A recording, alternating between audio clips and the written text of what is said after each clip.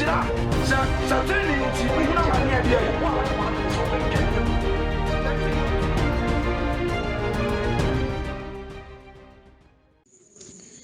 Yabompa yebra yeshe adesua yasi. Yada wasi otumfo Nyankopon se wasama yakonya se yemra yemeje wo ho nimdie. Anwumre yi sabre edon mu ijaya adesua nyina ede hye wo nsa se okronkron ni we yensem a emudo a odasani biara ntumi ntiase emfiri honam. Mpaebɔ ne se obebie omakomam na wabie omadwem.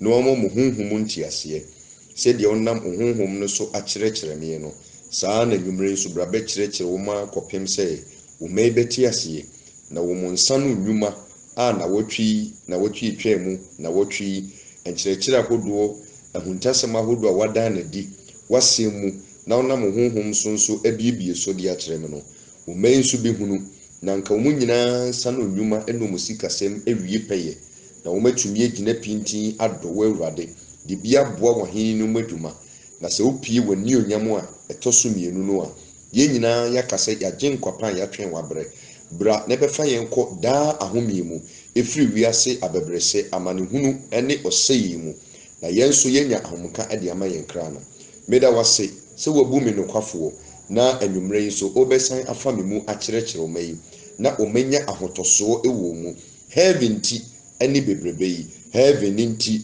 ene eniema ubie so ede kyerɛ dom ne boa yɛn nyame tiasefoɔ na etumi awie pɛyɛ ɛwɔ odin mu wo Jesus Christ mu ne abompa yɛ agidifoɔ nyinaa nka amen kɛseɛ paa. Sɛ yɛhwɛ adesua ahodoɔ a ɛtoatoa so yi a free na wɔtwe etwa mu na ɛba no a ɛyɛ adesua ahodoɔ ne nyinaa ɛtagete ogidi ne onsa no adwuma ɛyɛ adwuma a ɔyɛ na agidifoɔ bebree sikasɛm nyɛ agidifoɔ bebree ɔmonsa no nnwuma asɛe adɛn nti na Satan ato n'ani asi yɛnsa no nnwuma so saa ɛsɛ sɛ wote aseɛ na hunu sɛ ɔkono a ɛrekɔ so between Onyankopɔn ene ɔbɔnefoɔ no ɛyɛ wowo kra no enti ɛna saa ntɔkwa no ɛrekɔ so ɛna nwumre yi sɛm no a ɛreba no emu dɔ na mepɛ sɛ mewaiwai nsɛm bi ani so ɛde kyerɛ wo na hunu sɛ ahokyere biara ɛba wo so sikasɛm a enyina akodi a ɛtakɛte w'adwuma no enye bibia sɛ ɔko bi ɛrekɔ so between ɔbɔnsam ne Awurade ɛde fa wowo kra no ho eti na ɛtɔ da bi a metumi hwɛ Kristofoɔ din wɔ mokra no a ɛno nti ɛntɔkwa si bɔnsam ɛne Onyankopɔn ntam no wɔn nwen wɔ mokra no ho koraa baka hunu sɛ adeɛ bi a Satan ɛyɛ no sɛ bɛyɛ a ne nsa bɛka wɔ kra no na wɔwatumi akɔ sɛyɛ mu enti na wɔyɛ deɛ ɔyɛ enye bibia efisɛ wohwɛ wɔn a ɛwɔ wiase na ewiasefoɔ no ɔbɔnefoɔ no ni wɔn ni twaka ɔne wɔn ni case because wɔn deɛ wɔnyɛ wɔn deda eti obi a wɔ wiase biara no Satan ni mmere no na ni mmere ne hwee ba wo a waba begye Awurade adi no wo na n'ani brew na n'ani bere na ɔde brew no enye bibia sɛ okra no na ɔpɛ no de na kɔ ɔsɛyim ɛna Satan so nim sɛ onipadua no a ukura no wasase so ano sɛ ne ho kyere no a ade a ɔbɛyɛ yɛ bɔne na nipadua no so kɔyɛ bɔne a the security of your soul is broken eti obetumi penetrate atwe wo kra ne de na kɔ ɔsɛyim eti ahokyere ene adwumasɛm a Satan atake agidifoɔ mu no sɛ yampɛ nyame ho nimdie a yɛde besiesie yɛnsa no nnwuma a Kristofoɔ asɛm bɛyɛ mɔbɔ ɛwɔ asase so kɔpem sɛ Kristo bɛba. But the last time I checked It is never in the will of God send a mamresa. No. If you say yehwe apamda danimu a yedie enhyira enome enhyira. And as yehwe adwuma Kristo Yesu beye no so a Yesu nso amfa yesi kasem ho ensempa no ankwa nkose kokoam. So check Bible no yie pa. There are many verses that talk about our finances in the New Testament than even righteousness. Because ye die any ye si Kenya no ehu hia Kristo. So atin komona say saa niema ne onipa ne kransa ka e ma ne hoto no e ma ne twi ben rade e ma ne do nyame. Se oti hoyi onsa no nyuma eye na osi kasem ye wasi ofie wo sika kakra bi da ho a BBC a oba akofa na wa odi akosolve problem afei enya afei na okogina obi ani so se bo mebesia boni ben pa na wo betumi akwakoye odi e ka kere me wo bra wa ba bagye Awurade di no wa pa ho achi se wadwuma sem ye na osika sem ye na obi bia ye oka boni ben na obeye tie Awurade aho kire bebrebe no ade a edinam titiriu atrosem because the peduane nim se ne ho kire nti se when nintra there is no way awo no ubenya de wo pe saa na bonsama ye wiase no na de ntia waye ne saa ne se opeso ya na true wa ho kire no wakwakoye bone ene se onsa no nyuma no enkoyi na wakwakosire obi wade dia ubedi ntro eho no onya okra no. So I think common say adwuma na wakwakope you are so desperate, you go here and you have been driven away, you go here and you're failing. Ukwa adwuma ne yapamo te say was searching a lot of manipulations against yensa no nyuma just so to make sure say we will never gain eternal life. Eti ompe wo ka emfa nya hwe, ompe wo dan emfa nya hwe, ompe usika emfa nya hwe, okra no na wo pe no eti na nani abresa no. And he will do whatever it takes to make sure say you never get to enter the heaven gate. Eti no enchirechire bi say no se sase se eba esese unipa twena dwen ekoso ensem na me no ba beka no saa disua we mu no emu do papa enti se manfa nsase emfiri ha emie wani ama wanhu die nti a obonefo no nani abre bebrebe a wo attack enipa yensa no nyuma onti ase asidanka Awurade se wabie wadwem na wabie wakomam na adesua we oba ababeti ase na wagina so ede a leftew medika kire o say ade a emanipa so nyem paebo eti wadwuma no odi ebompaye 1000 years 24/7 and you have no principles, you will never be lifted, you will never be increased. Eti ade here ogidi ni titiru eye the principles of God regarding everything efa yedie and our prosperity eho. Eti no medo saba be rem near babehwe the 9 planets and 6 senses. Na mabuawo ama wetumi agina yi na Awurade befa me so de ne direction aba. Saa kwankire we no se eba tieni se wo pa ye wo penso a menye eye niema mienu pe se wo pa ye wo penso a menye so atiase nemom se wo ntiase na oka sembone e de fa ho a di osoma me no wonim se ensem sei no entempie na kwan no so enipa ntumi ntiase de biarda. Our God is not a one-way God. Abribia ne ni opese wo ye but what in common say nemo se be yanka wo no oyiedie no ebewie peye wo nsira beba na watumi asoma Awurade yi no anya dan kwa eno nti na Yehowa wayi sensem ye pie se me ne o ma meka ne hunu baabi a esese ode wani ekire eniema bebre asai agidifo abrabo na saa niema no na se metena se na sofo Bernard bebisa nyame 1111 na no de anu yi eba eno nti bo modern se direction no se enya ba se pa wo bɛbɔ mmɔden ayɛ.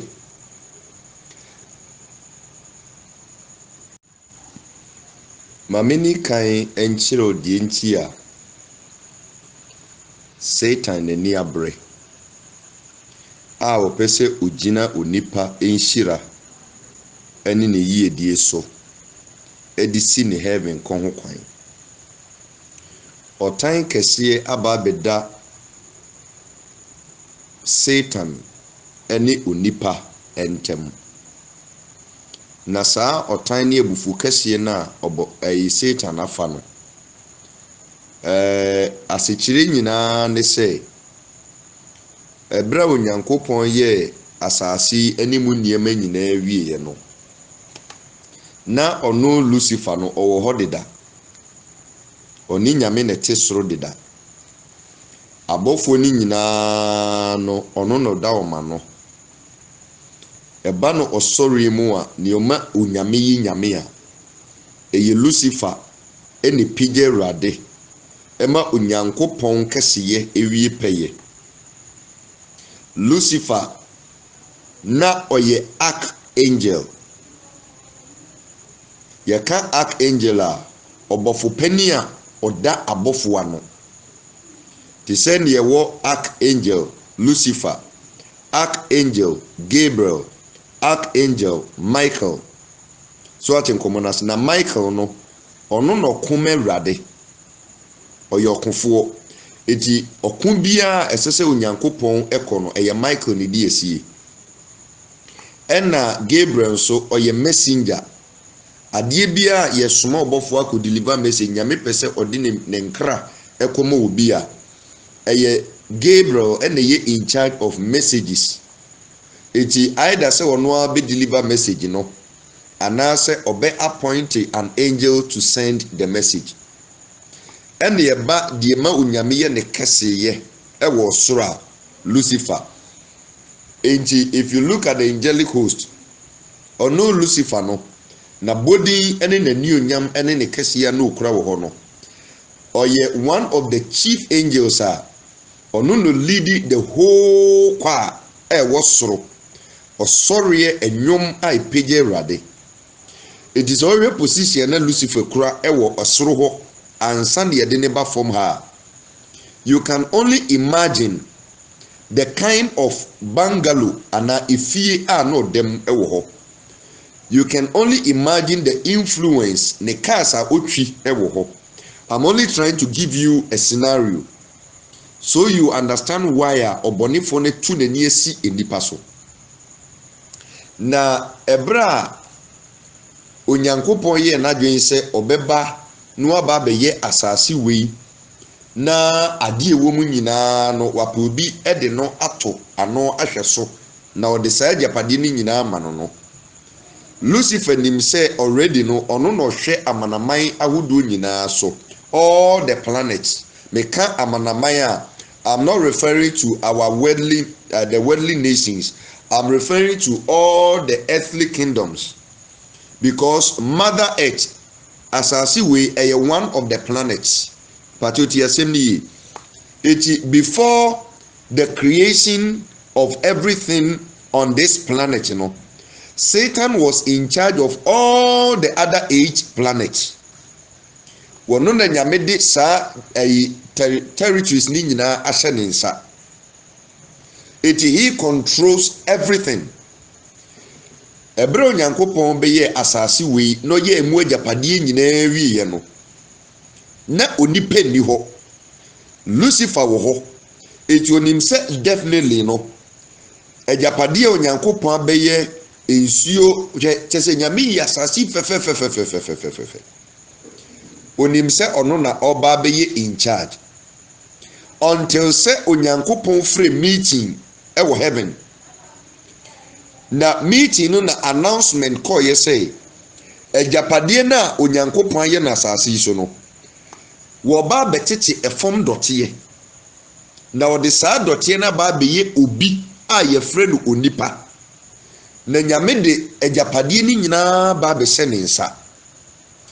Ɛhɔnom na Satan ka sɛ no sɛ nyame yɛ saa de a wɔkyiti wɔm, because woman no na ɛwɔ hɔ ontumi nsan omo abofo no ho emetete dotie one of the creations free from mfanye obi a yefre ne nipa na wonfa enipa no meye eba na wonfa sa japade ni nyina nse ne nsa peso tie nkomo ni yi eti ajapade no a eniema yehunu asase so emu sikakoko emu edenchembo emu esuesua emu kwaye emu die womu bia nyameye no fefefefefe no Satan anye ntumu dase nyame betete form dotie na waye obi a yefre ne nipa no de san ne manamba no wanye ntumu eti hono ne bufu yi so atiase eti ebra wo expressi ne ill concern wo soro no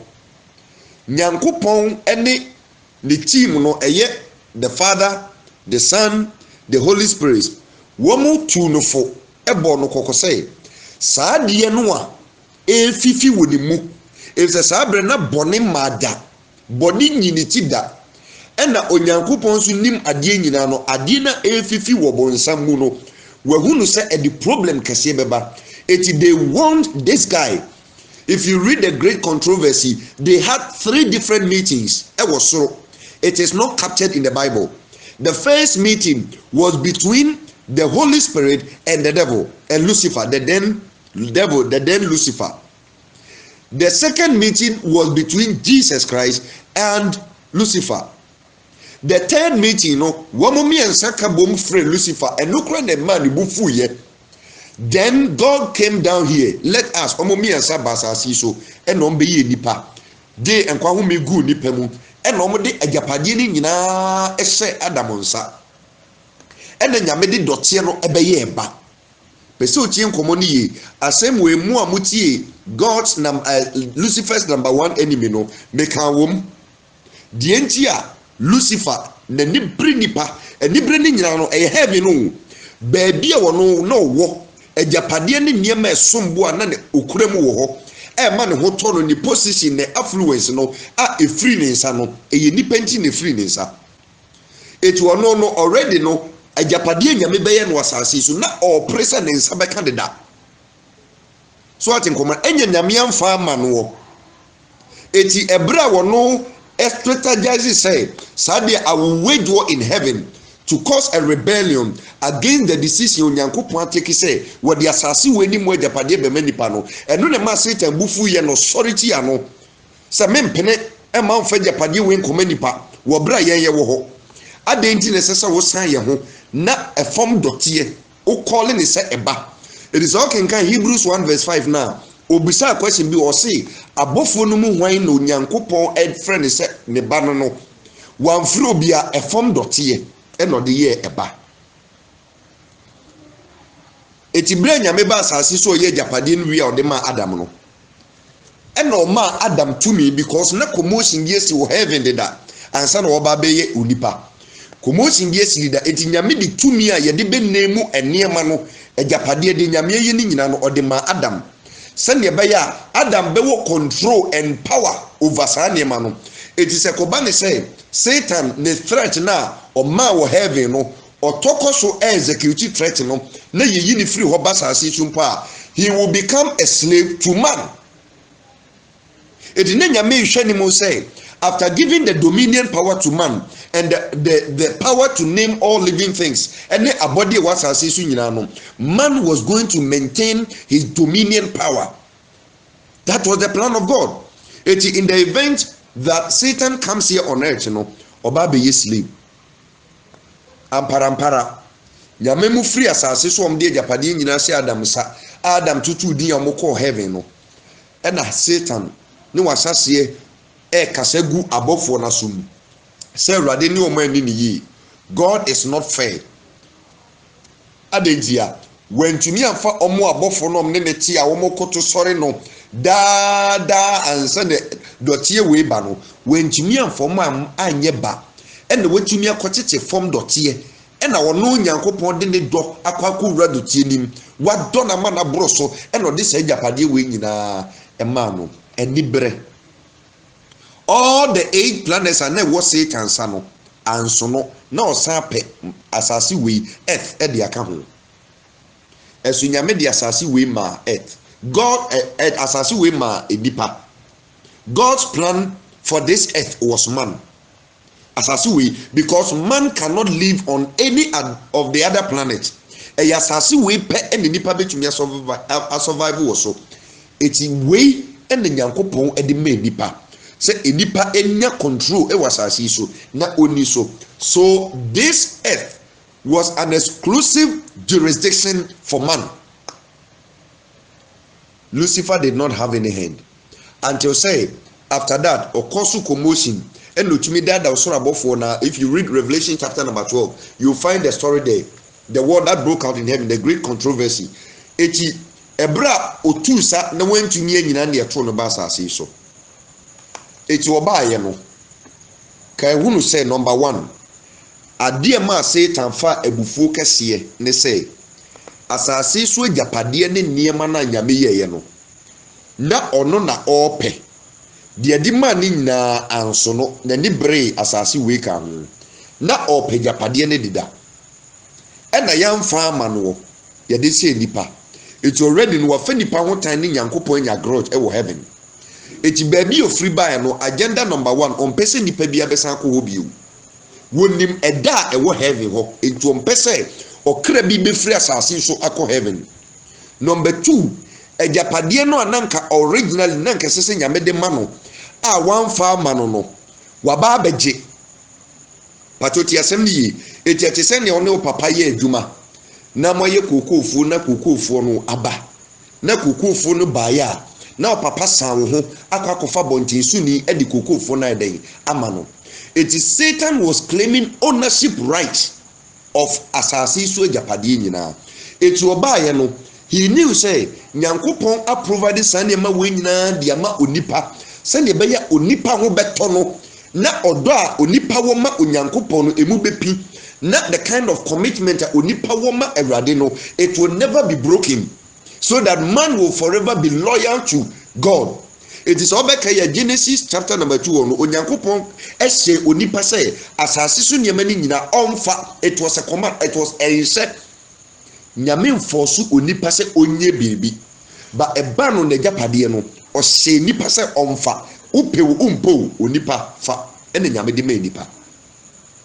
It was no bae no he saw say adie na nkasa ye de ama nipa no originally nkasa say ono ne de ma no. It is a number 1 on prime nipa enko heaven dia ena na kwan ben so no befa so obe breaki onipa ni nyame edon ntem. We use the same abodi no the same ejapade na nyame di ma nipa emu aduane emu nsuo no aduane no gina so eno di breaki odo a ede nyame ni onipa ntem. Efiri ho na nyame ni nipa ntem tete ena Adam tase nyama ni nyina ede bo ne bo. Eti ebra oje sa nyama ni free onipa nsa no afi na sese Adam kobre ansa no wanya asase so nipa ti nyame man wo da se sisi an what dan ejapade nyina de amabonsam.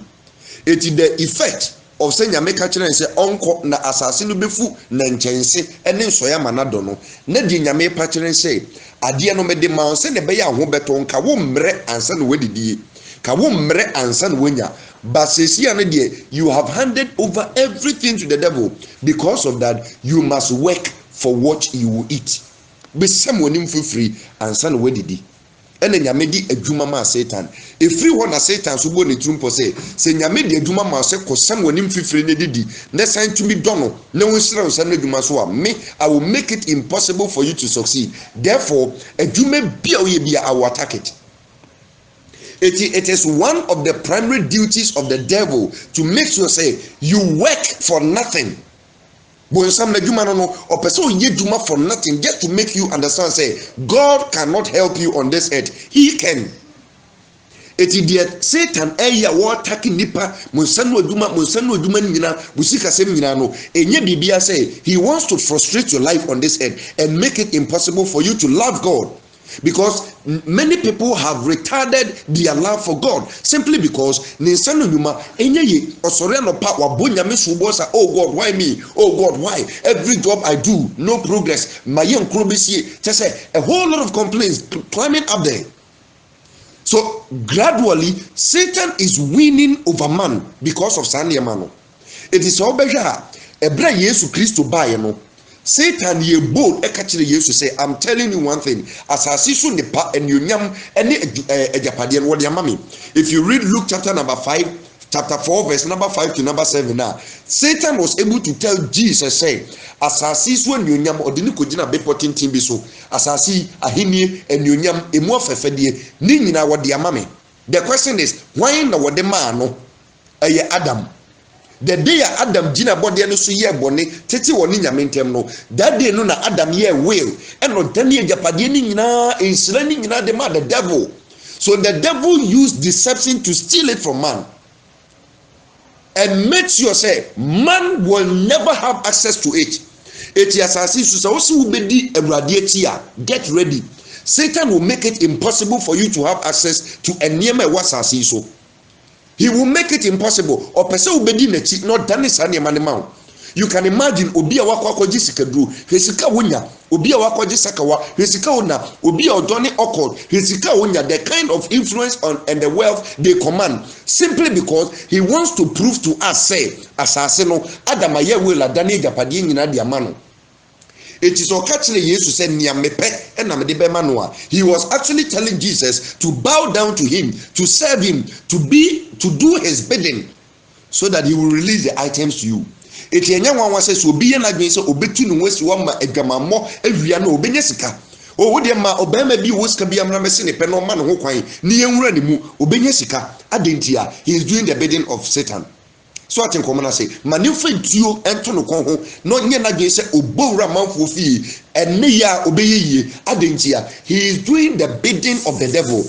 Anybody who does the bidding of the devil, he will bless you. Obeshiraw. If it's a ajapade no wafa, nemo se wo say you will choose the side of Jesus Christ. I'm telling you, there is something you must do. There is something you must know. Sadia no na me ba be kire no. So when hunu sadia no, I'm telling you very point blank, say you will sit in the church, pay your tithe, give offerings, it will never be well with you. Because you need to reclaim that dominion power now. The dominion power to break through. The demons know what I'm about to teach tonight. They know. They never got to know. And you may be a sissy where Braboma, Nankasasi and Yenim, dear Nepoy and yet to me, ye pay, near Nisset and the DSE. Eti onipa oni nyankopon ben nanti de di kan a nyame pese obehira no na nasifo nyina be yehira no na sese nyame kire no, because Satan had already taken control of the 8th planet plus planet Earth, the 9th one. Eti all of us, we lost that power on this earth through Adam's mistake. So what in common I say, it is Satan will never make it easy for anybody who has chosen to be on the side of God. So be Christonia. Ne when hunu niema bi onyankopon e reveal. I'm telling you, say you won't be able to fight the devil. Listen to something here. This guy is over 6,000 years. Between the time when Yankopon be say we are say 2,000 years. From Adam bre to Noah bre so 2,000 years. What in common I say? And now from Noah bre to Sodom and Gomorrah, it was another 2,000 years. And now Jesus Christ so by ya obewu ya our generation no, it's been 2019 years na babeto so. It has been about 6,000 years, all right, from the beginning of creation, according to the statistics or the mathematical calculations biblically. All right. Now this guy has been with God from the beginning. God created him and made him part of his government from the beginning. Don't forget, say he was the 4th commander general in heaven. So we nyamieja oba enu nkonkuni free wa, the next in command is Lucifer. He was the next in command. So what in command I say, at that time there was no war, so Michael was not in active motion. At that time, no, there were no people to minister to, so Gabriel was not in active business. It is the one who was actively working as an archangel was Lucifer. And this guy is over 6,000 years. This guy doesn't need to study the word of God before working on it. What in common I say? Asemno nyame di ye no. He knows that the word of God by heart, and that is why he was able to twist the same word to Jesus Christ. So if you don't know your left and right, I'm telling you, say you will sit down in the church, believe in Jesus Christ, believe in the grace of God, but you will never see the glory of God as far as financial increment is concerned until you come back to the point of God's revelations and insight. It is obi pese odi yi wasase so a obi pese odi yi na nasefo nyina be ye nsira. You need to know what I'm going to teach tonight. Say when hu a obebre. Say when hu a, it is okay for you to get a business. It's okay for you to run a home. It's okay for you to have something to eat. E you okay say obenye sika dia to aduane adi e de bia toka de bia sidan. But who wachi wasefo obebre. Nsira ne ntira who ya sika nasa. So what in common I say. And that is why tonight I am going to talk to you about something very crucial, something very important. Na obadwemma ubeti nsem ni de minim se adisua no emu beye den kakra babomode ne di meti boko ne follow na obehu baby am de efriba me bomode ansem ye ne simple ama wate ase because nsem ni bi wo na nyame reveal a aya na mu nti ase na edene ema na tiefo. But I know with the Spirit of God on your side, you're going to understand every word that I will speak on this platform. And mark today's date. Onipa bi a obetumi ati adesua we ase. Na direction ya nyame de beba no beye no. Me say wo. Count yourself out of ohia woni wasefo. You will be blessed. You will be blessed because after the direction, you are going to have control over all the planets. So your success will not be coming from this earth, but you will break all the realms and make sure say we ye a team. That is what the occult people have found, and they are giving all kinds of blood for it to break through. So I think I say it is Satan controls the wealth on this earth. Believe it or not, Haggai 2:8. Eradia sem sikane gbeta eya media. Sikane gbeta eya media me erade me na mesie. Yes, so say, maybe you hear me say the bear, obey all the four. So before you could have access to near me was so no, Jesus had to pay the ultimate price. He had to shed his blood. It's more than a yes to be shrigu, you know. It was not just for the salvation of the soul, but it was also to give you the penetratable force. Send the bell between your room. The wakwa sisa ye di and no koso. The nimani nimunti. And ama yasema ye mobo ye wuram ne enkohwe ade so hwe kyerosem no a eda ho no a ye wo apam dada ena ye wo apam foforo na apam dada num no Awurade anka tene ne ho asem wo ho ade a apam dada ne kan ho asem eye obedience sutie. Ena apam foforo no so ade a eka ho asem eye tenene di Yesu na dwumo beye nyina eye tenene ho dawuru no beboye ena apam dada no mu so no ade a Awurade bo ho dawuru pa eye sutie eti se wo compare apam dada no ene apam foforo no a eye different covenants but the same line. If se sutie no ede o ekopie onyankopon aheni enim ena trene ne so edi ukopie Awurade aheni enim but so steady apam dada no ene apam foforo no a na nyame dealing with onipa through obedience. It is a nyankopon kasetna se na wotena se you been obedient to God de upe bia no de amount. It is okasetina dua we yase na ukotena dua na se na dua na se wo no ukofa ema 10 na ofa eno nyame nka ohwe o mfiu enu tina na ebinum timi ware dodo e wapam da dem anyame amfi wom no because okase da na woda once awoye sutie di amano no wawie sanso na Yesu Kristo ba no trene no ho kokobo nti apam foforo yim trene bi a ye hwe ne sua no ani Kristo ba sutie no obie no wo Yesu tie ma Awurade a ommo trene abrabo. So when somebody is obedient to God, that person becomes righteous. So I think common say because obedience is what the Lord used to bless people. It is obi pese oye inshira na nasefo oye inshira a true obedience. Note the key word that I'm using. Na ebra Adam dane ejapade ni nyina de ma Lucifer said na mesi chire mu no.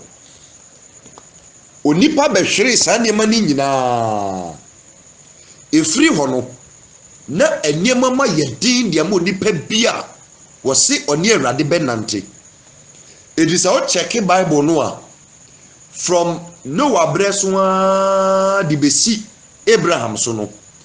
Abraham need the first person Onyankopon appointed no after the fall of man say osane ne ba benante. It was the second time God was going to work with a man.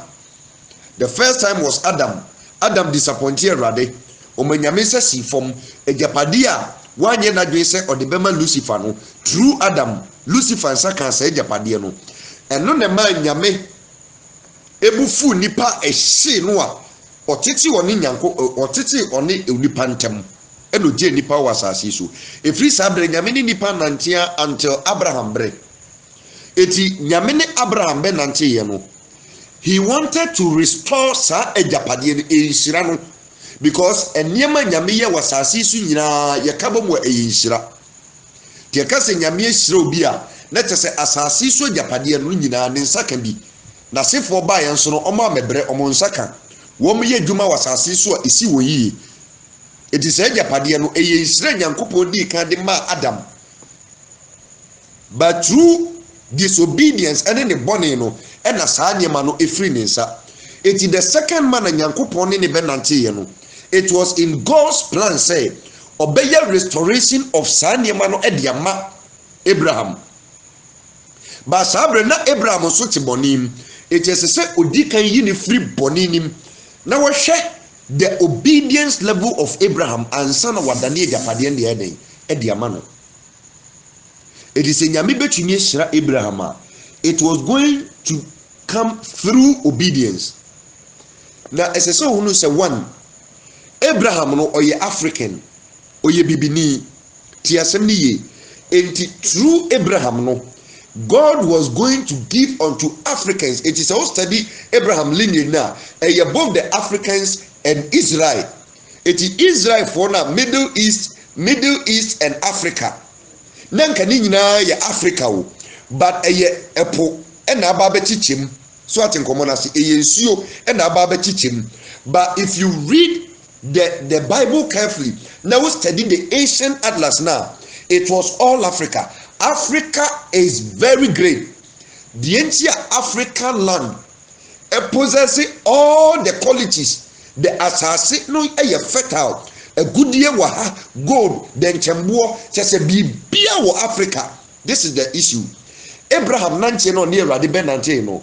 Nyame kire Abraham bibi mane ye. Don't forget Egypt na Israel for ebe spending wo 430 years. Nyame ma betete wo man no because time mo ba Egypt no. Joseph ne di kan ba Egypt. Wo no nko a wo ba Egypt no e no be ware no wo nkwada bi no no be ye 3. So I think I say it Joseph, Manasseh and Ephraim, they were Jewish people. And Jacob, if ye one move free a honum, if you honum about Egypt, a year Mizrim no more than 70, 80 in all, no, almost by year 73 people on African land, Egypt here. 80 African land and Yamiba prepare ne mind. What in common I say, 88 na Abraham no ne nsaka ye no e yensira operate ho de ma abibifuo ani jiwfuo be person tie de so ani ye eti the reason why Africans ain't to me enye lifted e wo nyame mu no we are not obedient to God ye nyi suchi ye mewrade. So who say Africa for any jinyame som ho press on beso nyame a enye bibia say that covenant that Abraham ni onyankopon nya ye no. Abraham was a black man, he's an African. Onye broni ti asem ni because Abraham asefo emu ene e babenya obroni ene bibini medika kire pen ɛwɔ platform wei so ebia na nkotie sɛ aborɔfo mmienu ntumi nwu obibini but abibifo mmienu betumi awu obroni. Abraham bɛwo Isaac na bɛwo Esau ɛne Jacob. Eti yɛka aborɔfo no ɔmo nana ɛyɛ Esau ɛna bibifo nana ɛyɛ ayi Jacob.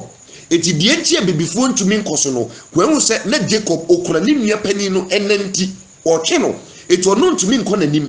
So ati nkomo na say aborɔfo no they were cursed but they catch ne ɔmo nana ne sɛ sɛ wo kentene ho a sɛ wo kentene ho a wo bɛyeye ɛnumi ne nyina ba bɛda ne nsira. So ati nkomo na say ampa Esau bɛyeye egya Jacob ti asɛm ne yie pa eti aborɔfo no yie na ɔmo aba bɛyeye egya Jacob aba bɛgya agya abibifo no Jacob no ɛyɛ bibifo Yesuban no pull him down ne nua kɔ nanim na ɔtwe ne san ne nua kɔ nanim na ɔtwe ne san saa esu no Jacob mu na ɛwɔ na yɛ nyinaa yɛ Abraham asefo eti ɛhɔnom ne yɛbɛnya nkyekyɛmu aborɔfo ɛne abibifo ɛyɛ Esau ne Jacob saa nkyerɛkyerɛ no wontie ya go and listen to bleaching of the body obi a ɔpɔ ne nipadua meyɛ saa nkyerɛkyerɛ no wɔ hɔ ɛde explaining Africans ɛne aborɔfo no. But what in common say it is Abraham prayer no na a combination of the Africans and the Middle East. Eti through Abraham no nyame shira abibifo pa eti our land is virtually rich, our forest rich, but I say yensuo rich. Everything about Africa is rich. So abrofono today I'm giving a prophecy. Mark ansana Yesu Kristo ebe pie na ni onyam no. I'm telling you say ebibifo hu omakwanom tutu ni ya they will overtake the world. Abrofono mu sura bibifo papa the day ebibifo betwea be Awurade. That day no ebibifo betwea be Awurade no mahunu onyankopon na kwan no matumi di ne hyehyɛ so no you will see say the tables will turn upside down. Because there are great potentials on the African land. There are great potentials with Africans. Abrofono sura before no dread. They know say so me lose no me get before no to mind their own business, to unify themselves and to form a common state like they have formed the United States of America, like they have formed the European countries. There is nothing abrofono betumi ya they will overpower Africans. But I'm going to tell you today, adeɛ bi anyame kyerɛ Abraham, ɛma Abraham yɛ dɛn, ɛyɛ. So bɛhwɛ during the time of Noah breso no, Ham ɛkɔhwɛ ne papa de gyam. Ti asɛm de Ham ɔkɔhwɛ ne papa de gyam.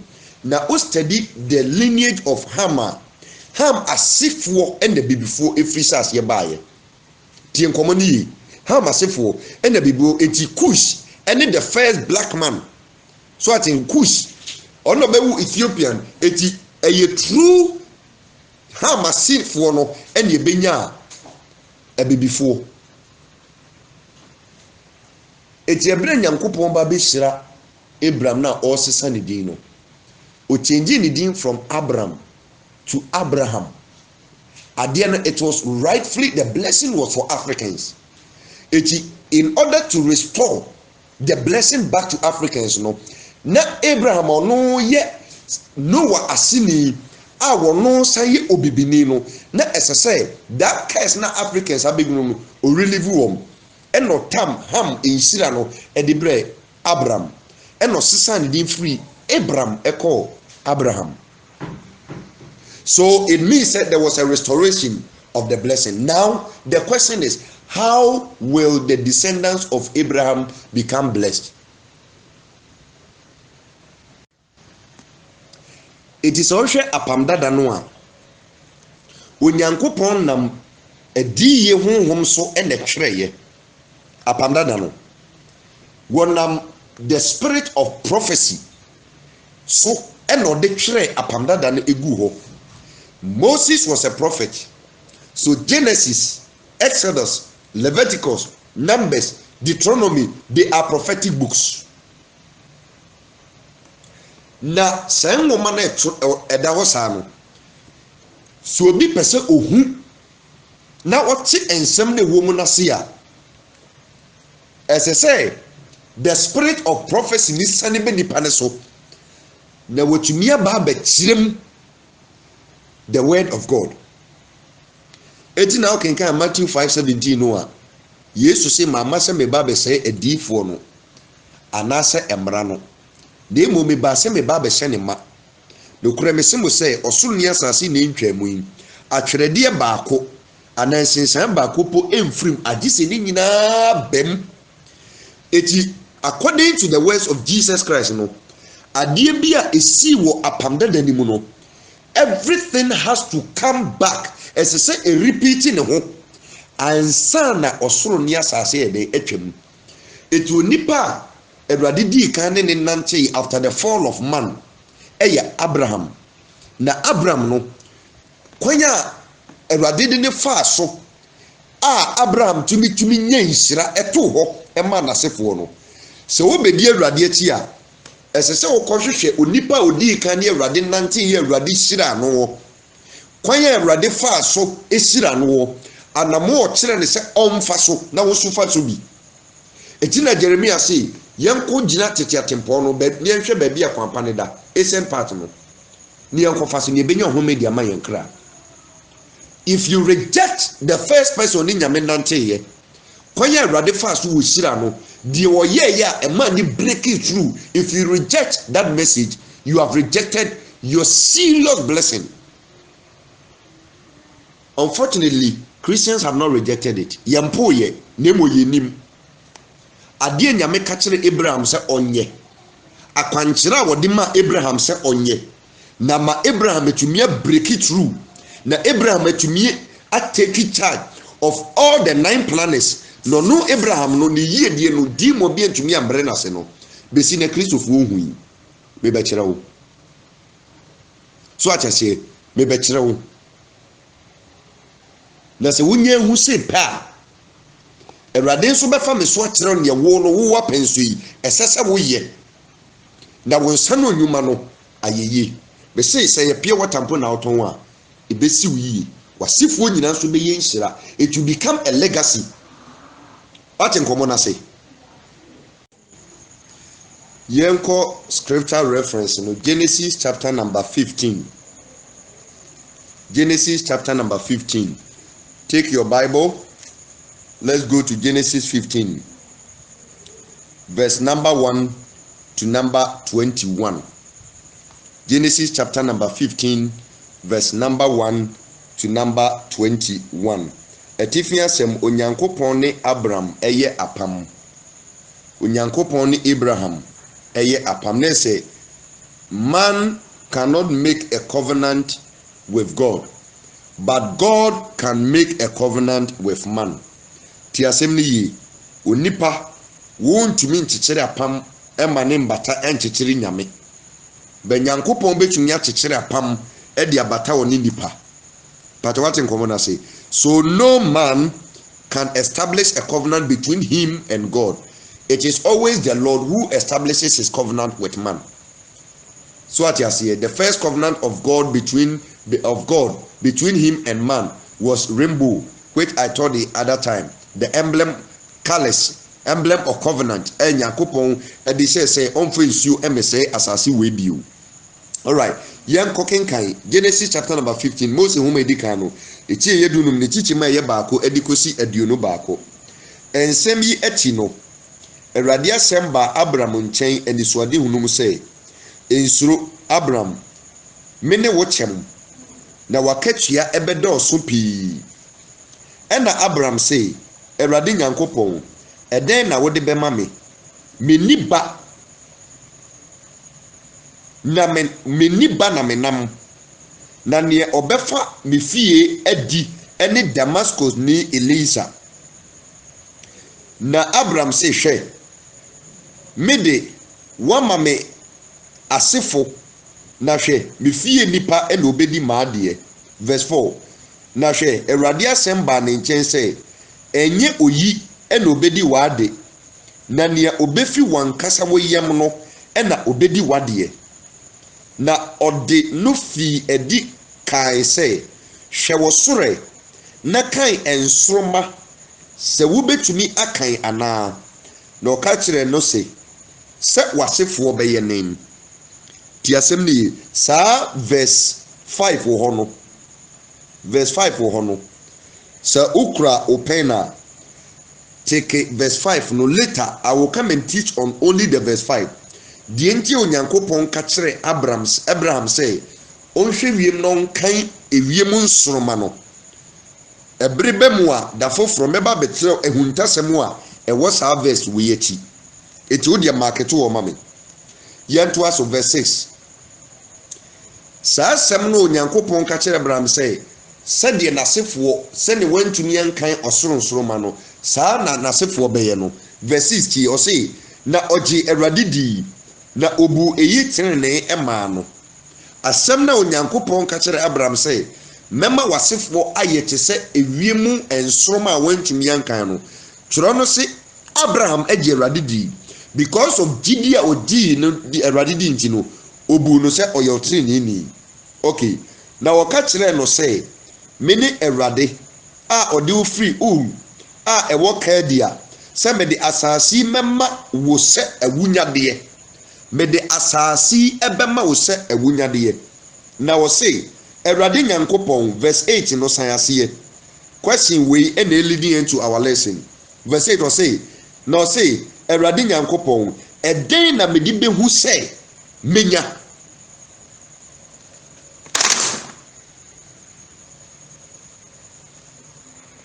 Awurade aka kyerɛ Abraham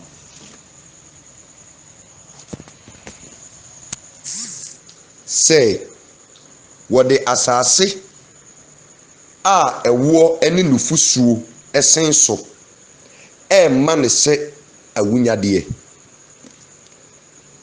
Abraham agye Awurade adi ɛna yɛbu ne sɛ ɔyɛ ɔtreneni fine case ɛhɔ na Abraham ebise Nyankopɔn sɛ waka kyerɛ me sɛ wobɛhyira me waka kyerɛ me sɛ masefoɔ ɛbɛnya asase wei waka kyerɛ me sɛ ɛbɛyɛ wunyadeɛ de ama me na emo Awurade me pese me busa o question saa question we Christians don't usually ask God question obisa ye verse 8 ni sɛ Awurade Nyankopɔn ɛdɛn na mede behu sɛ menya asɛm na waka no enhyira na waka ho asɛm no ɛdeɛ bɛn ɛna bedi adanseɛ sɛ enhyira no menya ɛhɔ na Onyankopɔn de akwankyerɛ ɛbɛma Abraham sɛ wɔnyɛ dɛn wɔnyɛ na akwankyerɛ ni mu no ɛna adesua no wɔ ɛna nsɛm no wɔ na yɛhwɛ akwankyerɛ a Onyankopɔn ɛde ɛma no obiara fa ne pen ne ne paper yɛba bɛyɛ nkonta obiara fa ne pen ɛne ne paper baabi a yɛdu no yɛba bɛyɛ calculations ɛwɔ ha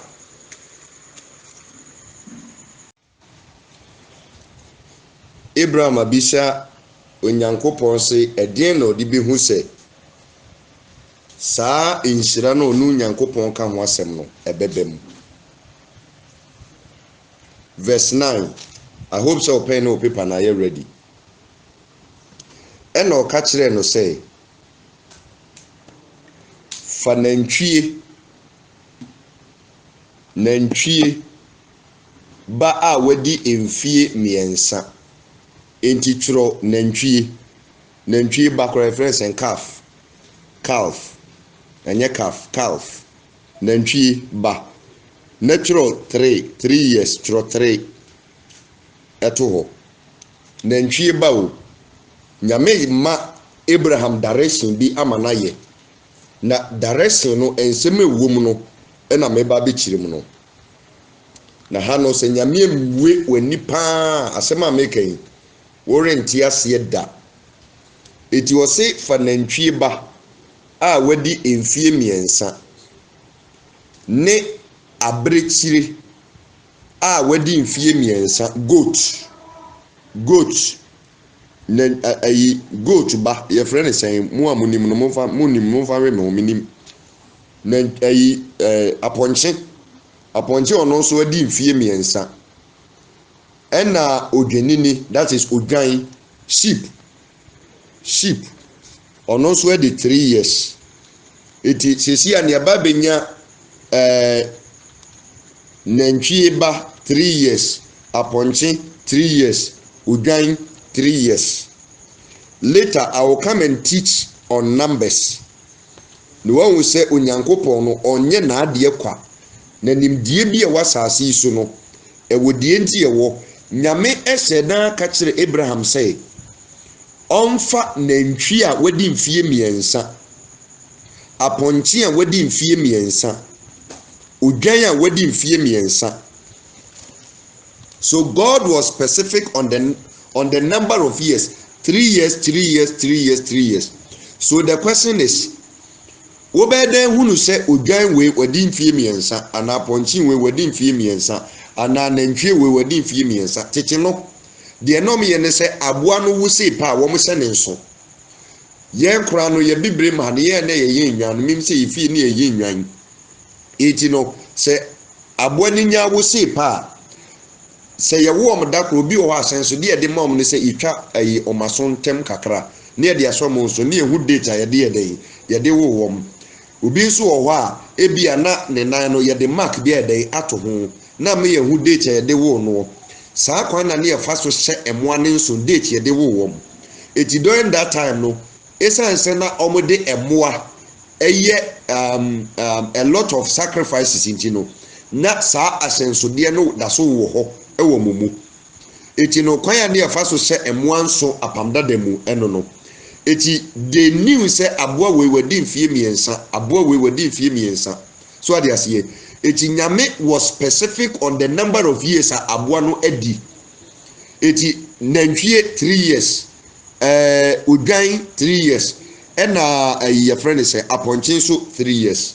Yento akenkan no so ene etrukuku se okuapim ni ka etrukuku a obi nso beka no ebuburo eye dav ebuburo onfa ebuburo nso baako ene abronoma emre no eye pigeon abronoma etituro pigeon natural ebuburo. Okay, sisi ya drew verse 10 eti mesi su bio verse 9 no say na erade ka kire no say fa na nhwie ba wadi emfie miensa ene abreti a wadi emfie miensa ene odwanini a wadi emfie miensa ene eturukuku eno ane ayi abuburu no ene abronoma ebreme. Verse 10 na odi eyi nyina ebre no na opaipa won mu ebien tie afei nantwie na wadi mfie miensa no erade ka kire ne se nantwie no pai ne mu mienu pepepe tie ne mu mienu pepepe eti uche ne mu mienu a one ye benya half so ati asiye eti half no fa baako to west na fa baako to east and let them face each other. Ti asem ne ye eti make an now do pen no draw so ati asiye o draw line baako or left now the arrow I pointing to right no I dey ato ho na wa draw line baako or right now the arrow I pointing to left na to ho na ma space enna ne ntemo ma space enna ne ntemo follow adisua ni ye pa fa pen na ye de meye no se ne be ya obe follow calculation ni adisua no. Eti nantwie no a wadi mfie miensa no ye twa ne mu mienu so ati asiye ena ye de baako ato benkum ne ye de baako ato nifa and they are facing each other. Eti opai ne mu mienu from the head the besi ne nase ena baako da benkum na baako da nifa and they are facing each other. Okay, eti ebia ena aponche no nso eno nso saa eti no you should have 3 different arrows on the left and you should have 3 different arrows on the right facing each other. Eti die di kan eye nantwie eti benkum so nantwie half wa ha nifa so nantwie half e wa ha ena benkum so aponche half wa ha ena aponche half nso wo nifa ena odwan half e wo benkum ena odwan half e wo nifa. Ti asem ni ye eti no one say waba benya 3 arrows on the right and 3 arrows on the left facing each other. Baka hunu say nantwie ni ye 3 years aponche ni ye 3 years ena odwan no so ye 3 years. eti afi Abraham acheche wa pipe mumu mienu ena ode atoto sa pepepe na ekwan da ade no entem. Alright, the to so eti mesi 10 so bio na ode nyina bre no na opaipa won mu ebien na ode afanfa no kyerɛkyerɛ anim toto ho wo de na me kyerɛ no eno na ɔka wa no ode afanfa no na ode afanfa no kyerɛkyerɛ anim etoto ho na tese efa wei efesi efa wei eti one on the left one on the right facing one another and there's a gap in between. Alright, na enomane de wan paipa won mu na tese enomane de wan kan kyerɛ Abraham sɛ ɔmpai won mu eti enomano na ye fu. But I hope you get a picture now.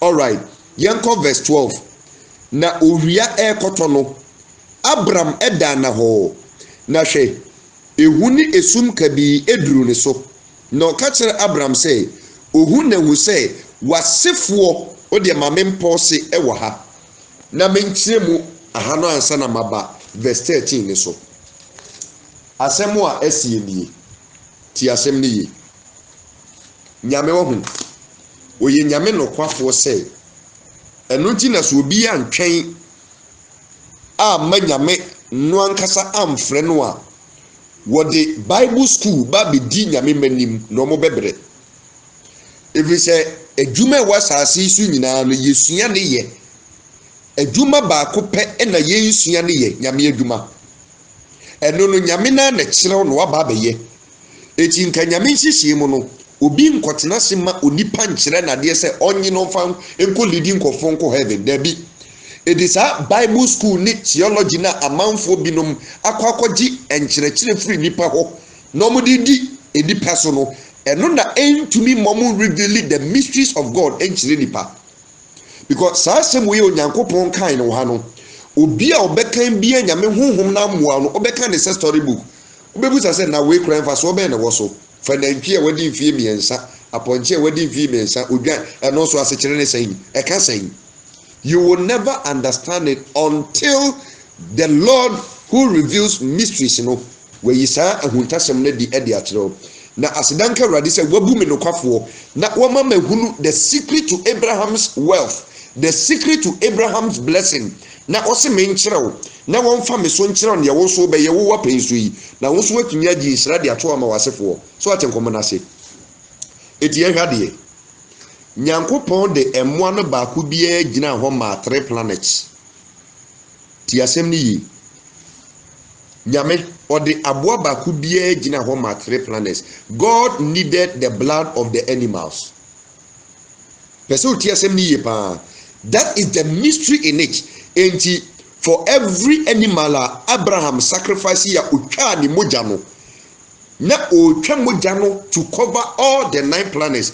It is every animal there gyina hɔ ma 3 planets and na 3 times 3 ebema 9 planets. Eti 9 planets no ahanom ene free baye. So ati nkomo na say Mercury, Venus, Earth, Mars, Jupiter, Saturn, Uranus, Neptune, Pluto. Eti planets ne mako na nyame de aboa baako bie mogya. Eti de na ɔkyerɛ Abraham ne sɛ me bɛma wayɛ yie, me bɛma wayɛ insira na wasefo aba bɛfa insira no so adi na waseni bie ne ho ɔbɛyɛ mmɔbɔ wasefo nyinaa bɛyɛ insira na ansa na wobɛtumi anya that kind of prosperity no ɛsɛ sɛ me ma woyɛ adeɛ bi a ɛbɛma wa take control over all the 9 planets because don't forget say medical mo wate aseɛ sɛ planets no before the planet Earth onyame bɛyɛ de emu agapade aba no Satan was made the controller of all the other 8 ɛna ɔsan de mmerade ɛne nada abɛgye planet Earth ɛsanbɔ so because God's ideal operation no on this earth no nanka Satan oni jurisdiction wɔ ha Satan ni ahenie bia wɔ ha waba bɛfa sase we abɔ so wabɛwura ha nso eti sɛ Abraham eba benya possession of all the other yedie wɔ sase so. Now the devil cannot break him. The devil cannot take away anything from him. Now nisira no betna ho afebo. Manaso na for even the last generation so God had to give him the dominion power over all the other planets. eti ọma Abraham sacrifice a month of specifically 3 years or the every aboa bi egyina hɔ ma 3 planets. Eti 9 planets no a God wanted him to have dominion over no. Na opese Abraham ebo afɔdeɛ ehwie mogyagu ɔyɛ some ritual bi. Sa rituals we na okorfo ne ho eti so mpese o mo penetrate a realms no yedie sa okɔ realms no ebia yedie wo hɔ. Rem bia yedie wo hɔ na yasase so ha no tie nyame di nsira ni nyina beto ha ma onipa eno nipa relinquish bibia de ma Satan rules in the metaphysical world. So what you see it is a metaphysical world sunsum wiase hɔ no ɛhɔ no na Satan control yedie etu onipa wo yedie wo nsira wo bibia efiri saa world hɔ na ɛba ti asɛm ni ye emfiri asase so obi bɛyɛ adwuma na akɔso asase so a ɛsɛ free saa rem hɔ yɛ den ɛba eti nyankopɔn nim sɛ if Abraham is going to control wealth on this earth so that nasefoɔ no ɛbɛyɛ sustain na adeɛ ne nsa bɛka no ɛmfiri ne nsa deɛ a then he must give him dominion power over all the other realms. Eti breaking through the realms no was very crucial for God. And at that time, Jesus Christ Omaye, it is the only way God could do that was to give Abraham a direction obey a man that dominion power over all the 9 planets. So what in common say, it after say Abraham performed this ritual was if an enfie bami enfie miensa aponchi enfie miensa udai enfie miensa sa 3 no every one of them is for 3 planets. Not to say Abraham ba be conquer all the 9 planets. It yen hadie. The mystery Nyankopon ye in order for you to understand this ne say onipa bia no won say ye nyina ye Abraham asefo ti asem ne ye ya ba beji Yesu Kristo adi no ye nyina ye Abraham asefo so atenkomo na say now ye ya beji Yesu Kristo adi no ye gidie fapem ene Abraham ne ye gidie fapem eti ade bia Onyankopon de ma Abraham say ye nye no sɛ wobɛgye Yesu Kristo di a ɛsɛ sɛ woyɛ bi deɛ ntia meka sɛ Abraham ɛyɛ African ni no ɛyɛ Abraham na Nyankopɔn de twetietwa ɛyɛ circumcision male circumcision ɛma no sɛ wɔn make sure sɛ obetwa ne twetia na afei wɔn ɛwɔ ne fie nyina no mɛma ɛbɛ nyina wɔn betwa twetia saa twetietwa no ɛyɛ African tradition ɛnya brɔfo ne dia. So I think common say those people no circumcision no they learned it from the African land. It one say onipa bia o ye gidi ni no it is a wo platform so now ye sebe kotiboto I'm telling you say you don't belong to the Christian faith because gidi fapem no eye Abraham no ye gidi fapem no ade bia nyame se ne se onye yenya ya bedi na di no esese ye di kan ye because he is the patriarch.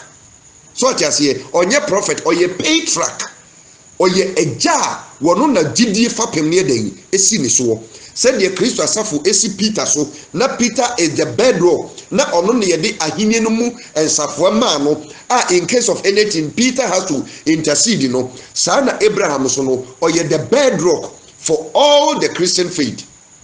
Eti ye ka gidie a Abraham. So I think common say through that lineage you know ansa na Moses nso de awrade benante because Abraham asefo ne koye nkoa e wo bi manso nyame kan ho se meba ho but before then no Nyankopon ma ye hu say asasi su no so beba now say we ye gidi ni now be ye isira na wo isira no ebe so wasefo so a ti asem ni ye generation upon generation to say that make a vision once no if you have a vision and you do not have this direction, you don't have this understanding, you don't have this knowledge, I'm telling you say obebre your vision a bedroom baby ne be break apart. The only way you can sustain your vision is to make sure say you will also receive the direction of God that will make your vision sustainable. Otherwise a time will come at the day of your death everything comes to an end. I have seen people die and they've died with the visions of their legacies and people were not able to manage it. I remember very well Kwame Nkrumah had a vision that could have unified the whole of the African continent. This man spent the resources of Ghana trying to unite all the African continent, but because of myopic leaders, the Kwame na manfo amebome tie me ka myopic me pa kire say wo mu a enni anisuade hunu wo mu ye objective minded wo mu ye aimful. Look at the African leaders. So at nkomo na say ebinum sori tiae ade na Kwame Nkrumah ye. Kwame Nkrumah was willingly sacrificing the resources of Africa, Ghana, at the United African, but other African leaders, they were not willing to release the resources for the betterment of the entire African continent. And nunti na Africa entumi enyanka bom no. OAU and AU no, it is just a charade. So what I say, it's just a charade. I've just read in the news a couple of days back say the ECOWAS community, the economic countries in this West Africa, no, Afeoma Jetum and Yenina Babi this Kabako called the ECO. It is a very good move. Now, if all the West African countries are now uniting to use a common currency, it is going to breach the trade barriers. What make trade barriers are? They say, "Oko Nigeria now for you to go and exchange the cedi into naira and all that." No, a baby is a problem in the free hop. So I think I say, it's in one say ECOWAS. Now the passport we are using is one. One passport biometric. It is an ECOWAS passport. It is, you don't need a visa to go to any ECOWAS country. It is little by little. If there is unity between and among all the African countries, we are going to take over the world affairs. Eti senyankopon bema yetumi adi bra ya bedi n'achi no a, you must have dominion over all the 9 planets. Na saadie na Abraham ye no adie ben na no nyankopon ayato ho deda a echire pefe nyame ye saadie de to ho to prove to us say before we ba sase we so no, he does something in your life, even in the womb of your mother. Eti ye ha adie se oba fa fura, se oba ofa fura, nyame ma akwadaa no edi ne maame yam 9 months. How many months? 9 months. Nyame ma akwadaa no edi ne maame yam 9 months. Na ehuntesemo a ewoma Awurade da na di maame ti ye ne say, for every single month, or the ma akwadano the power over a planet. Iti ansana yebewa ba asasi we so no. Now God has already given you the dominion power to overcome the 9 planets. Iti wo ba no, you only need onyankopon no na kwan to authenticate it and emboss it on your life. It was as so. God has not limited anyone. If you are not doing well, you are hitting below the belt, and it really pains God. Say you are not able to climb higher because the skies is your limit. Have you checked the record of the Jewish people? Now, the richest people on earth are the Jews. Those who control majority of the world on this earth are the Jews. So I think common say, eti ansana obi betumi break it through. Ne nipa na tumi ye nhira. Na nasefo nyina ye nhira no. Nyame eseso make sure say wo no ubedi maame yam 9 months. So that for every single month he prepares you to overtake a planet. Obi beka say there are children who are born 7 months, because you are 7 months, you to me 8 months, I just you 9 months. It is 7 months in Kwarano. They are extraordinary kids. They are so premature, and yet it be a condition binti and a doctor for ni akwarande ni kotu incubator mu. No, that's not what I'm talking about. But akwada ma me ne wo no naturally 7 months. Na akwarande ye healthy. Na only any health implication that akwadano adia yede 9 months no, or the 7 months akonka, it is that child no womo ye extraordinary kids, womo IQ no ye sharper than any 9-month child. But I think common say, God allowed women to carry the children in the womb for 9 months, so that within that 9 months God will give you the power to overcome all the 9 planets. Uwie ye no wa mananso hwa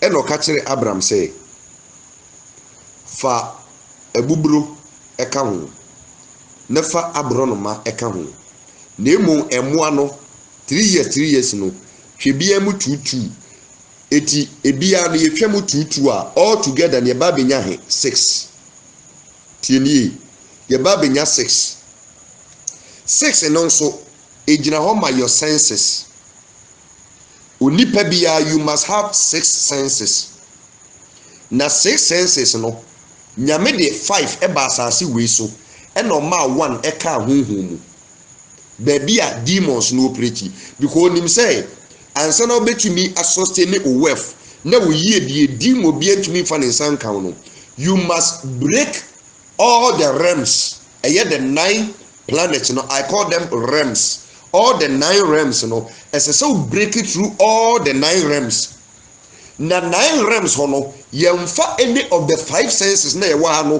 ɛnkɔ hɔ the sense of sight the sense of hearing the sense of taste the sense of smell the sense of feeling so at say sa 5 senses no yɛmfa mu bia ɛnkɔ sa realms ho eti nyamija the last sense a yɛfrɛ no the sixth sense sending so I will teach on the sixth sense immediately after this lesson God willing tomorrow eti the sixth sense no ɛno no ɛwɔ honhom mu nyame ɛde the sixth sense no ka hɔ send the demons cannot stop you when you are able to break through the realms with the sixth sense because with the 5 senses no you are breakable. That is why Satan has made sure say with the 5 senses you will not even be able to hear the word of God, you will not be able to feel the presence of God, you will not be able to see what is right. We bet you near breaking with the 5 senses because 5 senses nina was asisua. And that one will say very fortunately for us all the senses, the 5 senses you cannot find them inside of a man. You can only find them outside of a man, right? Your eyes outside, your nose outside, your mouth outside, your ears outside, your body is outside. So 5 senses all of them are on this physical earth except the 6th sense. Eti nyame nim say waba bedi n'akyi no sɛ wo betumi yeye a break through a 1 ɛsɛ 9 planets no okonka 9 realms no okonka ni nyinaa na 2 you cannot operate with 5 senses onipa bi a wode wo 5 senses na ye dwuma no you can never be rich tiasem ni because adie kofa yedie everlasting wealth eba is not your 5 senses and the 6th sense. It without your 6th sense you will never be able to break through the realms of the spirit. But I'm going to reserve the 6th sense because it is another topic on its own for tomorrow, so that we wrap up with the 9 planets. Eti fase otrim say 1 the significance of emwana nyamema Abraham kofa ye no ene say Abraham uyi die ehira na mede bema no ebetumi atena ho afebo ama wasefo na ba befa na dimo bi amfa ne nsanka you must have authority over the realms of the spirit. Eti uye no via then I'm going to give unto you 6 senses. So Abraham is not going to operate his wealth from the physical sense. Eti na womo ewo wiase no womo nim say if they depend on their 5 senses they won't be able to make it. Eti occult for Freemason for lodge any secret society bia womo command wealth no womo master no release some of the authority in the realms of the spirit na mawom na de womo yene say before they can take control and break through the realms no matimi akwa yedie ne de aba physical no esese omuhwie mogyagu eti Abraham sikadura onyankopon ma ne ye no hia mogya sikaduro bie hia mogya tie sika bie obenya sase so bia ehia mogya without blood you can't get money a principle that wo mu eti say Abraham ba benya that kind of wealth or be commanded that kind of wealth na necessary ohwie mogya gu Echina occurred for no those people no, they have to pour or shed blood and sa no metumi break it through. Echi occurred for no every sect bi an ewo akra dodo a moje dodo obehwie obi o ha enkwada yen wowom eye fetus no eno ne sese ohwie guo so atiase obi o ha opemfo esese ode ne kɔ wate nkomo na se obi o ha akwada ya wo ne nge a wonyi na esese o sacrifice no so ati nkomo na say all those who are joining occult esese o mo share blood and san o matumi gain access to those wealth woman share blood wo mutumi nya. That is the principle. And nothing in Yamema Abraham is she mujagu yeno. Eti wanfa boa baku wo for 3 years for every single one of them uchani moja. Don't forget say onipa obenya ho to asabre no. Okay, kan Leviticus chapter number 3 now. Asundwe ho afɔrebɔ no nyankopɔn ka sɛ so obi pɛ sɛ ɔbɔ asundwe ho afɔrebɔ a ma ne nkoto odwan na ɔmfa ne nsɛm mu odwan ne so na ɔnka ne nsɛm nyinaa mu so na ɔntwa aboa ne mene ne ɛmfa mogya no nyɛ dɛn ɛnkɔ afɔremukyia ne so ɛne mmerɛ mu afɔremukyia no wɔ hefa so ate nkɔmmɔ no ase eti no our time no mogya ɛsɛ sɛ yɛhwie gu no yɛn no we cannot go and sacrifice the blood of animals ɛno nti na yesu bɛhwie ne mogya ne gu yɛ no osimi be you hear me say the beya mo beya defo there has to be a blood sacrifice before you can command that kind of a wealth etiye bresu we don't need to shed any other blood because Jesus has already shed the blood now we hwie moja na gu no you people don't know the use of God's blood yesu moja no etina wo bi yesu moja ka wonim enka obi anim you don't know how to use the blood of Jesus. The blood of Jesus is used to break covenant. The blood of Jesus is used to break all the realms and to command wealth. It is our time for new bibia. Kuni free ho me domi wo Yesu di mo domi wo Yesu di mu. E fa Yesu moja nkoka nanim. Yesu moda na eje nkwa. What you say Yesu moja no eje nkwa enka Satan yanim. Ti nkomo ni ye. If you don't know the use of the blood, later I'll be teaching on the blood. Maybe Holy Communion so I'll be teaching on the blood, the body. I'll teach on all that. Because you put the pieces together to build our deepest understanding in the Lord. God allowed Abraham to shed blood before he could break through. Na oshi moja ni gu yeno or yes sacrifice which was new yeno. And so osifa abuburo bra. Never abrono mabra. Ebubro ni jina ho madai, e jina ho ma the Holy Spirit. Ebra Yesu Kristo ba and there was a confirmation.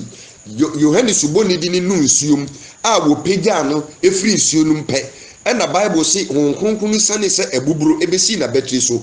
And ne kese bi tie mo say we ni be doba osomani muntie no. So atenkomo na say eti dav no jina ho ma the Holy Spirit.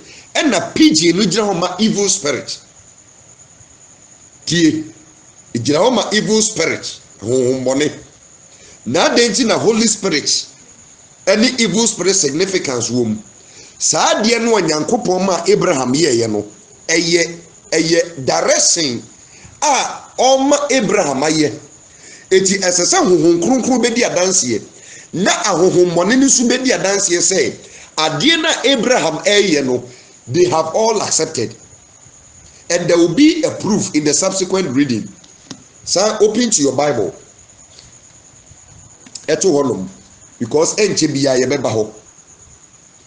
Eti no sesi ano nyame ma ho nkronkron aba.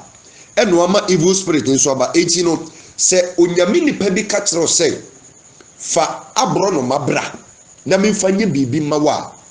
I'm telling you today authoritatively say nipa no hweniye. Because ahonhom odi ye adwuma ni mfiri awurade ti asem ni ye pa abro no ma se okosunsun mu a nyankoma de ye bia ye diabolic de abro no ma na ye patin komo na se eti abro no ma na wonam ho san pidgin no enya de nyankopon use no for any purpose as far as his spirit is concerned. Eti he brought sa abro no ma no as a representation of the evil powers coming to bear witness of the direction of Abraham so that they will all subdue to Abraham the dominion power no.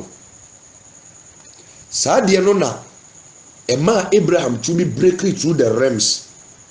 Let me shira no. di mo bi antumi afa ne sa anye den anka yɛnto aso nkenka asɛm no verse 13 na ɔka kyerɛ Abraham sɛ ohun na hu sɛ wasefoɔ ɛbɛyɛ ahohoɔ asase a ɛnyɛ wɔn de aso na wasom wɔn na ɔbɛha wɔn mfirisia 400 years na ɔman a wɔbɛsom wɔn no mebu wɔn atɛn akyiri no wɔde ahodie pii bɛfiri hɔnom akɔ san ɔde ahodie pii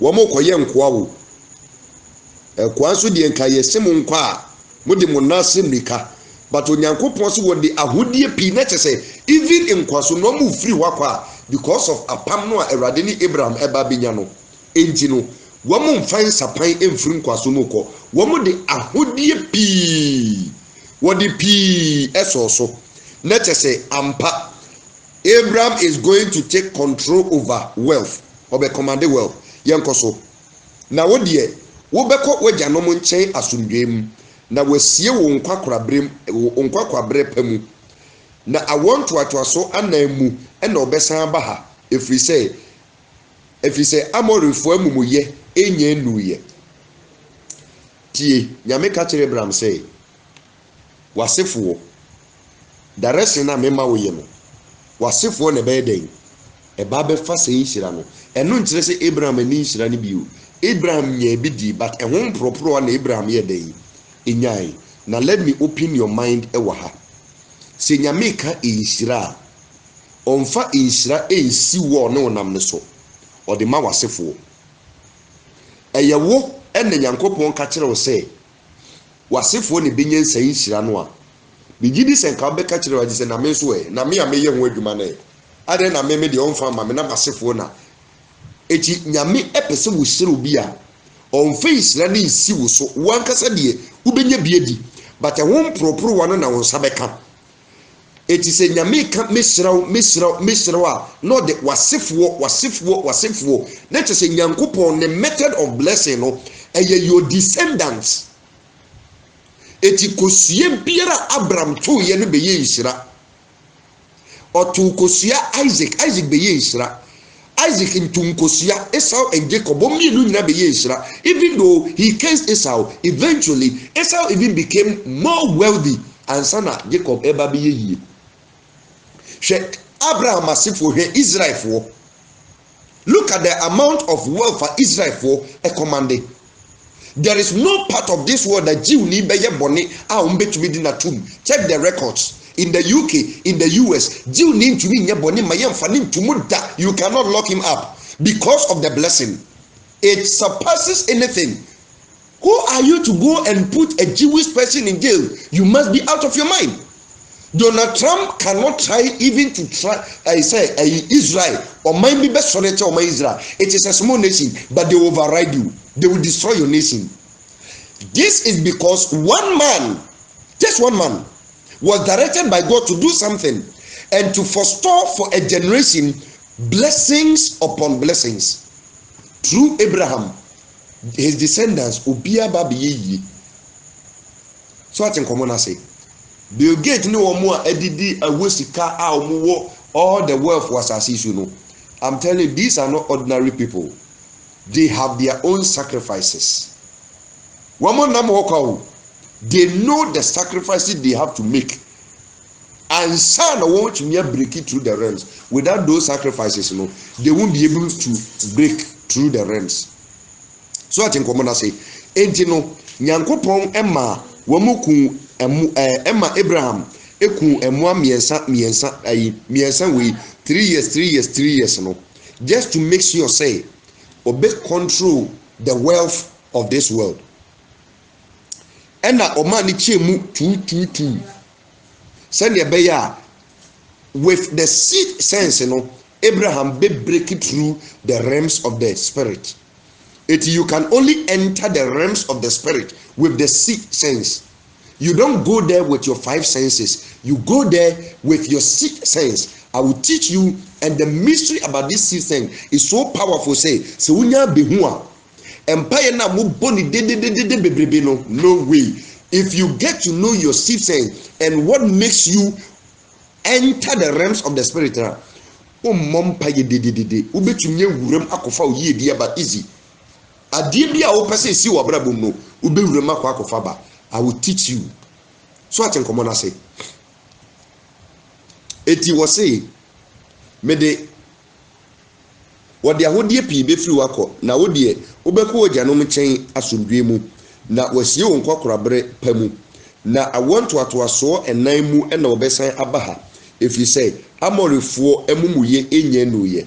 Verse 17 na owia toy na esum na owia toy na esum kusu eduye no hwe funu no a efi wisie ni jaframa a ede obefa afaafa no ntem tiewu abra owia kotoye no na Abraham akoda na ho ena nyame ene ne kasa eno nyankopon edi eja the Holy Spirit fire no eni musie komo ebefa enam na watwitwa na faafa no entem ti asem ni yi saa eja na nyame ja na ode befa ntem no ode be consume direction na Abraham ye no asekere ne say now Abraham has taken dominion over the 9 planets. Again, Abraham has been given all the 6 senses. The 6th one also by the doing of the direction no nyame dia mano. Direction Abraham ye no wo ye ya pe no nya dominion over the 9 planets. And wo twitwe mu apɛ and Abraham saka 6 senses no. It put together no and ma Abraham ebe the most blessed person on this earth. And the man yankopon to me restore all that the devil had taken from Adam and restored it back to Abraham. Now, ijana wode be fantem wode consume direction no. E de kire say now God has sealed it. The demons are witnesses. The evil spirit was represented with a pigeon. The Holy Spirit was represented with the dove. So what you see, and more 3 years near 9 planets no.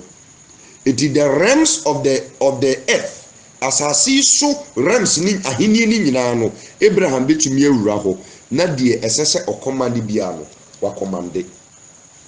Afei saade no nyame di igane befa ntem wie sei pe. Tie verse 18.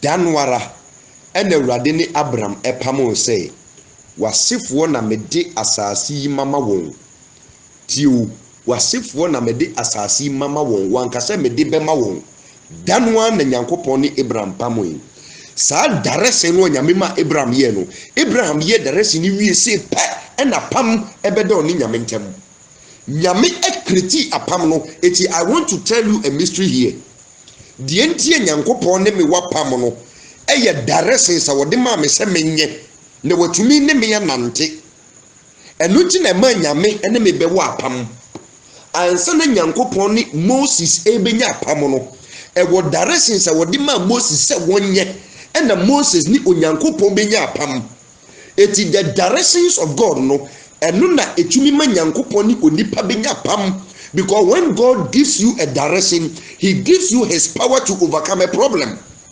So I think common say Satan knows very well say the directions of God bring about the covenants of God. Eti Abraham yankopon ka kire Abraham say brabeye sa direction we no. The devil knew say Abraham was going to make a covenant with God. So he had to represent the devil's kingdom with a pigeon. And indeed the pigeon was present symbolizing the evil spirit. Now verse 18 it say danwa na onyankopon ene Abraham pamo se wasifo na mede asase no mama won efri Mizrim esubonten ho di kosi esubonten kase Euphrates esubonten no so Kenifo ene Kenesifo ne Kadomenifo ne Hetifo ne Perisifo ne Refamfo ne Amorifo ne Canaanfo ne Gergasifo ne Jebusifo. Now the inheritance has been given to the descendants of Abraham. Isirano nyameni Abraham akwapam. From that day, and the blessings of Abraham was sealed. So at common say that day and the blessings of Abraham was sealed. Eti free ho. One said from the beginning na Abraham ni Nyankopon din komo no ka kire say oniba eti ne wo faase Eliezer ene ba bedi na de nyamesi no enye Eliezer ne ba bedi wa de won kasa wo yem ba after this covenant ene Abraham be wo ne bose ba Isaac be ye nshira Isaac so be wo ne ma esa so mo ye nshira nti they were able to bless their children. Now the question I want to ask you is Israel no the team ho ne wo ho da pem no esese nyame kire o ne obeye you must have control over the 9 planets. The bia mekasa be say me Osofo Bernard aseden ko Nyankopon se be bia megire bia no dimu bi ne wo betumi abremase make demons nete ensem na me ne mo ka ne sa no ekwa chiri sa sem we medical ye hu teachings e dia to YouTube de so atin komo na say e me wiase fa na nipa bebre atie ahwe eti se wo ye nyame nipa na o ka say no demon can break you or can bring you down at that times no demons ni nyina ba be we wahwe eti Acts chapter number 19 no enkofo bi kosom kwa kututu ahombone da ahombone ka kiro me say Jesus we know, Paul we know, you people who are you? Eti anytime you obi be sore so ye nyame nipa no be cassette ye demons no the demons come to weigh nipa no me so betumi abre na so a Nyankopon kire me nyame nya ansa na matumi break it through my world ansa na matumi stand eti me no pick up na mafa na me de kono there is no way I will come down me nimwa na me kwa eti me wie meduma pepe sana de ne tie eti se wo no nyame ankire no ye wo beye ama wentumi ni all the 9 planets ne so na o 6 sense no so anya activated. I'm telling you say your yedie will be limited to this earth. Okofo no mahunu womo master bonsam no okere wom eti they are shedding blood to penetrate. That's why they are commanding the world. Womunya said womunya performing rituals no say pe womuhwie mogya no gu say pe no yi wasesa yedie ne diama wom sa no person ye enipa nyina ba ye no asedanka Yesu say we don't need to shed any blood anymore. Yesu obehwie ni mogya ne gu adiama yen deda eti aka the rest no a esese nyame di mayen na ye na fe yasefo nso ebedi so okwa abrofo ni mu a abrofo no enyom nyina na yesikafo enyom nyina na woskawo abrofo no emako families no mako mu amu abrochi ndie you can see abrofo no kure bi bre ehiafo wo ho papa eju eyo say oti obroni kuro abrochira we so mu nyina na yeye dabi eye musueko no mako bi be so be kom no abrofo no bebre Africans for no kro mafi hanu mo bobra wo ho kro no wo mu wosika krasen wo mu atin komo na say for you to be able to distinguish your family from the rest of the families and make sure say your lineage was safe one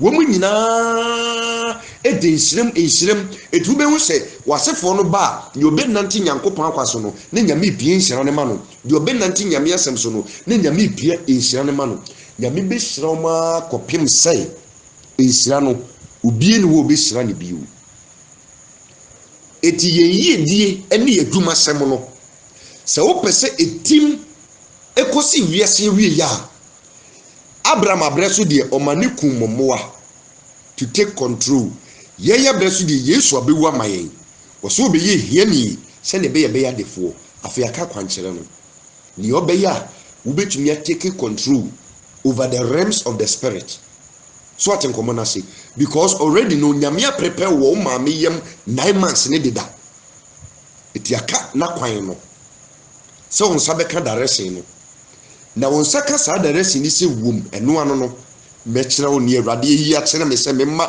obi biara wo platform we sunye na me de sa platform we ba be ye case study e dia mama na mai eti wo de bone de to ho ene obi biara wo platform so we ti lesson we no direction na awrade yi a kire me se obi a enye no me de wo ba be ye case study ama wabusua medu ba be ye case study di ama ukurom medu ba be ye case study e di ama wiase. We are about 458 people, almost 600 people. No, I'm going to use the direction of God to transform your lives. Not even one of you will remain poor on this earth. Islam obi abedi bi ansa na masefo so aba be 19 ya kanim e de akosi awieye. Eno ne be kire say sofo no a da bia otifo ne chi a o teach no oti ade efidi ne chi o kire no eno ne bedi adanse say e nyame na asoma me na nyame no na kwan no ade a ebreki onipa efiri nyame akwan ho eye nsem a enipa ka we darese beba sei no bebre wo ho a wo mu nyindi enye masem darese no so wo nsaka wo na wo kwakoye so obi ntie nkyerɛkyerɛ na wo koye a enye ye obi ntie nkyerɛkyerɛ no a wo koye a enye ye efse die di kan ade a ema onyankopɔn ede saa kind of teachings way back no revealing the mind any nkofo a wo ma ye o madwen say wo mo benante tene ne akwaso ye obedient eti ade e di sane ma we ba e obedient. I have been obedient to the voice of God to the letter asembie nyame beka bia me di so ade bi obetram se menye bia me nkwese no na maye eno na ma nyankopon abie madwen no abie mani eti nam one me nam no me mfa ma ho ade nye biribi wo ka se yewe no maye o kire me se yewe no maye o dareke me no maye akwankyena hodo nyame ma me ye no wo platform ye ti me mompa ye ma platform yi wo kire me bi se nyame edin na menye na me hu edin na menye na yare ye deda wo mumu bi so no yare ne from so eti se me ko nyankopon anim se me bompa ye dia ma platform yi a enye mpaye ye bi no. I go to God because empire ne de e wo homa bra ye mpese ye be konsohwem na sem eba no mo kanko ogie deliverance na bibi se nyame kire me ne menye na nipa 450 plus yi ahoto emra mawom so atenkomo na se eti I know say the nyame kire me ameyen wo backstage without informing any of you no eniema betututututo yi enkofu bi mumu bebre eniema bi besisi enkronsesem ne yedie ne ehire bi ebebe ba mabrabo mu a you won't understand where it's coming from because me bre papa I don't rest. So what you say, I don't rest. I barely have time to rest.